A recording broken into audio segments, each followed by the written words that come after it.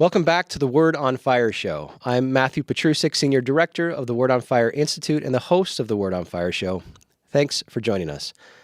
Alone and more miserable than ever. A recent article in the Atlantic magazine highlights the crisis of isolation befalling the United States. Despite frequent contact by text and on social media platforms, Americans have never been or felt more solitary, especially the younger generations. And the consequences are often fatal. Loneliness is a major cause of the recent spikes in depression, anxiety, and suicide, which are at unprecedented levels. Smartphones are often identified as the culprit, but the source of the problem runs much, much deeper. The fracturing of the relationships that once embedded us in thick concentric circles of family and friends and a larger community can also be traced to a fundamental misunderstanding of individualism and what it truly means to be a fully flourishing human person. Today, to discuss the loss of our social bonds and how Catholic thought can help heal and reunite us, is Bishop Robert Barron.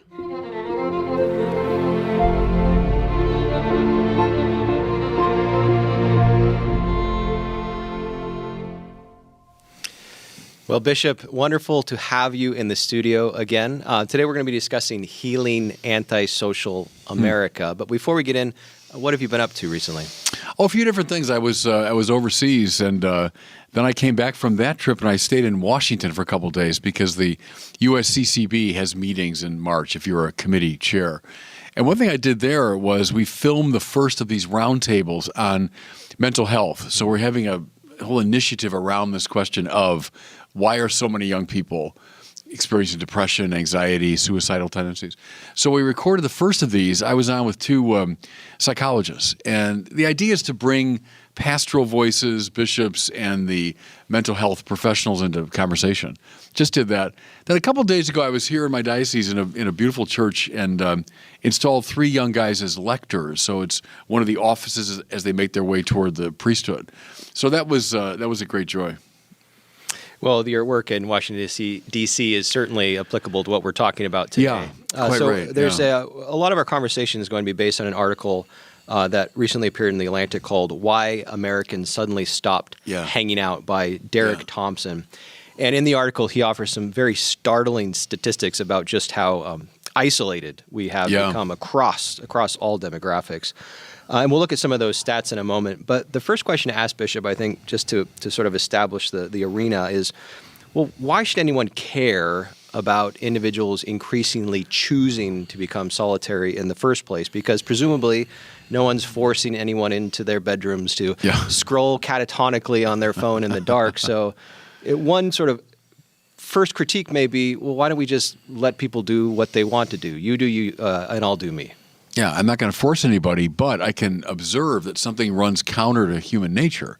So a basic instinct of Catholic social teaching is that we're social animals. That goes back to Aristotle, but was picked up certainly by the church and has strong biblical roots too.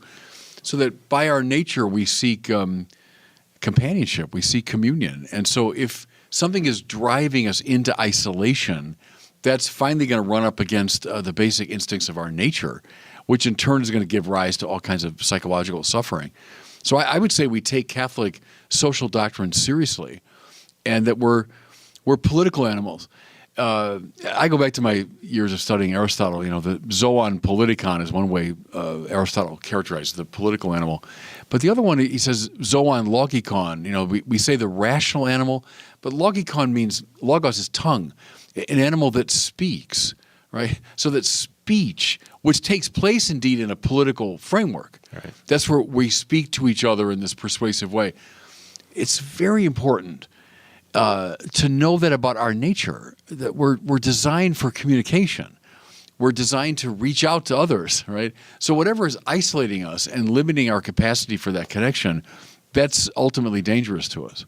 That's a fantastic bridge to my next question here. As you frequently noted in your work, autonomous choice is one of the fundamental characteristics of the contemporary modern conception of what it means to be an individual self. Yeah. And perhaps this is not the case anymore, but historically speaking, individualism has been lionized in American culture. We can think of quintessentially American thinkers like Ralph Waldo Emerson and Henry David Thoreau as both embodying and promoting the kind of radical individualism that says, well, I'm going to set myself apart both mentally and physically from the group.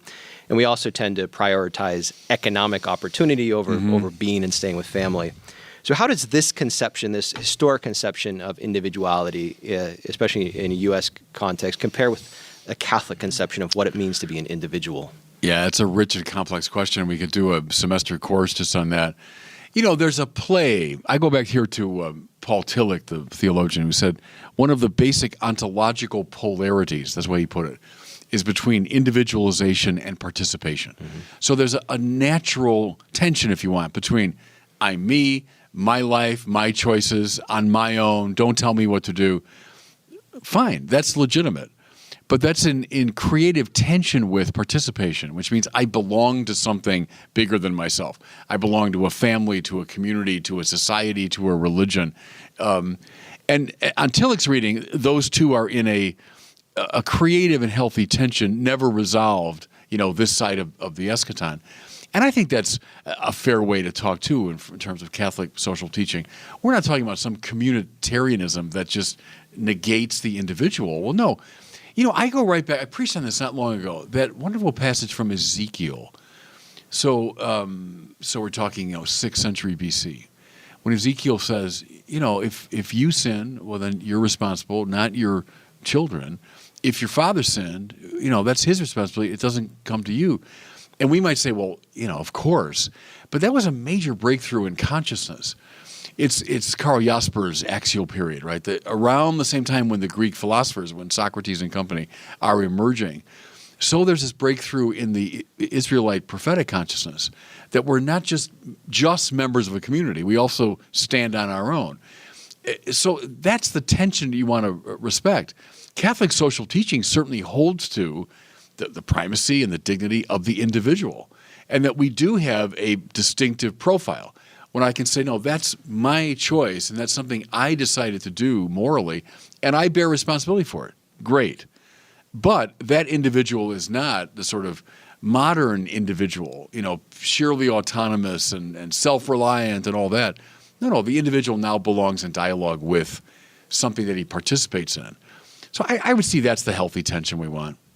So someone who may not know Catholic social thought well, especially the anthropological element that you're uncovering here, may read something, for example, by St. Thomas Aquinas. So he writes on kingship, it is natural for man more than for any other animal to be a social and political animal, to live in a group. So the contemporary ear may hear that and say, well, no, actually Catholic social thought is sort of pedestaling the communal good, or maybe even sort of in a communistic framework, the communal good is more important than the individual good. You're saying that's not an accurate portrayal? No, because the same Aquinas who said that would also clearly hold to the integrity of the individual in his or her moral choices, and would certainly follow Ezekiel's instinct from the biblical period.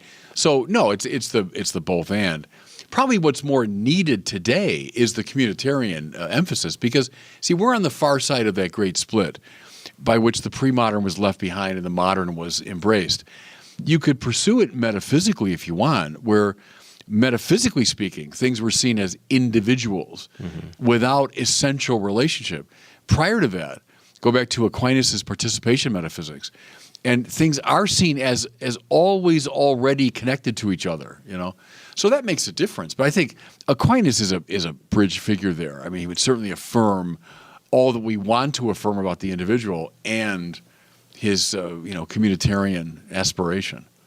Another complexity that we see in Catholic thought in general with regards to the question of loneliness and what it means to be an individual is the fact that our tradition holds up some individuals who choose radical solitude as saints, so hermits, someone like St. Anthony the Great. So recognizing that there potentially is a place for moral and spiritual greatness in solitude, how do we make a distinction between positive solitude and negative solitude? No, that's good, because it's not like an isolation for the sake of isolation. I mean, all those people like Anthony of the Desert or the great people that the Carthusians and so on, they're not seeking their own private space so much. They're seeking a place to pray, and prayer, which links them to God, necessarily links them to everything else. So coming out of that hermetical and monastic tradition is often a keen sense of social responsibility, and praying for the world. I think that the way of Anthony of the Desert, gives rise ultimately to monasticism as people came to join him in that life. And then through people like Athanasius, who wrote about him, and Augustine, who emulated him, the whole Western monastic tradition comes. From that comes, in many ways, Western civilization. So I would say what you see in Anthony is not a sort of, as you say, self-isolating, scrolling through your Facebook feed. It's a very fecund, it's a very fertile sort of isolation for the sake of the kingdom. Along those same lines, how do we give from a Catholic perspective an account of the good of silence itself? So we can think of some religious orders that impose silence. How do we reconcile that with Aquinas' conception that we are speaking creatures, drawn from Aristotle? Yeah, it's just the rhythm between them, And the thing is, within the mystical body, I think it's fine that some people are hyper dedicated to one of these great ideals. So I'm glad we have Trappists, and I'm glad we have very talkative people. I'm glad we have some who are relatively isolated, some who are radically communitarian. That's kind of the Chestertonian insight, too, that within the mystical body, there's room for all this. The trouble is trying to impose, let's say, one's particular spiritual inspiration on the entire church. I go back there to something Cardinal George said, which has always stayed in my mind. He said, just as I'm very glad there are celibates in the church, I'm also very glad not everyone's a celibate. And then he compared that to pacifists. He said, I'm glad there are pacifists in the church because they witness to the way we will all live in heaven. But I'm also glad, he said, that not everyone's a pacifist because you need some people in society not to be pacifists. So I think that's the rubric under which we should read all that. I'm glad there are Trappists. Also glad not everyone's a Trappist, There's the both and again. Seems to point to Catholicism's great power to reconcile what are only apparent contradictions in the body of Christ. Yeah, I mean, Chesterton was the great master of that, I think, of paradox. And he saw the beautiful tapestry, which is not just things in isolation next to each other, but a really integrated view. What's that lovely line he has about, because a saint fasted in the snows of the north, they throw flowers at his feast day in the south. Right. It's lovely. It's a lovely sense of the Catholic integration. What's within Catholic thought so important about physical contact, being in physical, we can even say incarnational community with each other? Well, that's the answer, right? It's very important, isn't it? Because what these machines have done to us, and we're all addicted to them. They were designed to be addictive, and we're all addicted to them. And screens serve a purpose. Look, we're on a screen right now, so I get it. I mean, it can be used very well, but it does distance you. And we're embodied spirits. We're not just spirits. We're not just bodies. We're embodied spirits. And the body is the vehicle by which you come to know me and I come to know you. So right now you're hearing me speak and you're looking at me and you're watching gesture and so on. And we know this psychologically. People die from lack of physical contact. So I think that's a deeply Catholic sensibility, and the screen culture is dangerous from that standpoint. I quite agree with that. That's why we have to limit screen time. Don't eliminate it, but you have to limit it. And I think parents, you know that, but the whole society, I think we should be sensitive to how involving these things are in an addictive way. Right. What about the role of the family in the proper individual development? Should we understand the family as a kind of voluntary association that we choose, or something that's given to us, or I suppose both? Well, that's closer, isn't it? Yeah, it's given to us. And I like the fact the American thing is very much on my choice, and I will decide. I will enter into this. But there's always, inescapably, an always already quality to life. The fact that you and I are speaking English here, we didn't choose that. I chose to study English in the course of my life and chose to deepen my sense of it. But it was given to us. It's a world that we were born into. I think Catholic social teaching recognizes that. There are certain givens to life, one of which is our connection to each other. Willy-nilly, we're connected through God to each other. I belong to a church from the time I was a kid. I was baptized into it long before I was capable of anything like choice. Good. That's acknowledging these truths. I was a member of the mystical body long before I could choose anything, right? Just as I became an English speaker long before I could choose to speak English. I think there we go back to Tillich again. One of the other polarities he identifies, he calls it freedom and destiny. So freedom, we all get that. Destiny meant this givenness. You're given. When I taught that years ago, I used to use the example of my becoming a priest. I would say, now, did I become a priest freely? Well, yeah, I wouldn't hesitate for a moment to say that. If I tried to get out of my priestly vows, I'd have a very hard time because I know I freely entered into them. But by the same token, was it an utterly free, self-creating decision? Well, of course not. I was born into a Catholic family with pious parents, went to Catholic schools, exposed to certain influences, et cetera, et cetera. So you could say, oh, well, you were kind of destined. Yeah, I was in a way, and I entered it freely. And it's those two things play off each other all throughout life.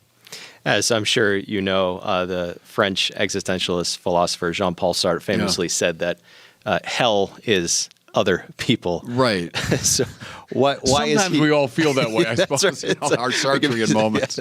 Sympathetic to that position sometimes. But why fundamentally is he wrong? Yeah, I mean, it's a desperately sad thing to say. And again, I get it. I'll give Sartre credit for a certain amount of honesty in saying that, because there are times you feel that way. If I could just think of his autobiography is called Les Mots in French, words. He was a kid that he obviously brilliant and loved words and loved the world opened up by books, and that's where I think he felt most at home. And other people, les autres, like that. No, I don't want that. No, we can't say that though, because we're destined. Aristotle was a much finer and deeper reader of human nature, and of course the Bible too. Understand that you can't isolate yourself. In fact, if heaven looks like love, right, then love is other people. I mean, heaven is other people. Right. It's the opposite of hell.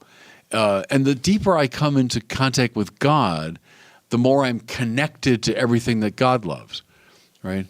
Why do I love everybody? Well, I love God, and God seems to love those people, so I'm going to love them too. That's a deeply Catholic sensibility. So let's turn back to the article, Why Americans Stopped Hanging Out.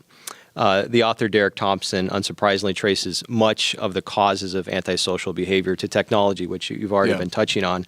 But this stat also jumped out at me, and I like your impression of it. So according to Thompson, the average time Americans spend with their pets, has roughly doubled in the past 20 years. And this is a specific citation. He says, the average woman with a pet, so speaking specifically about women, spends more time actively engaged with her pets than with any other people on any given day. So it may sound absurd to ask you this, Bishop, but the data requires me to do it. Is regular contact with an animal an adequate substitute for contact with another human being? I would say no, and I say it as a dog lover. I had a dog as a kid. I love dogs and love pets. But right, if we're the logical animal, the animal that speaks, that's where we have our that's where the contact is made. I mean, you can speak to a dog, but it's rather limited. No, it's Thomas More's line, from Man for All Seasons, to serve God wittily in the tangle of our minds. And when you engage with somebody else, there's a deep satisfaction that comes from that, and the connection of the heart. Cor ad cor loquitur, Newman's famous motto. But that's important, isn't it? That heart speaks to heart.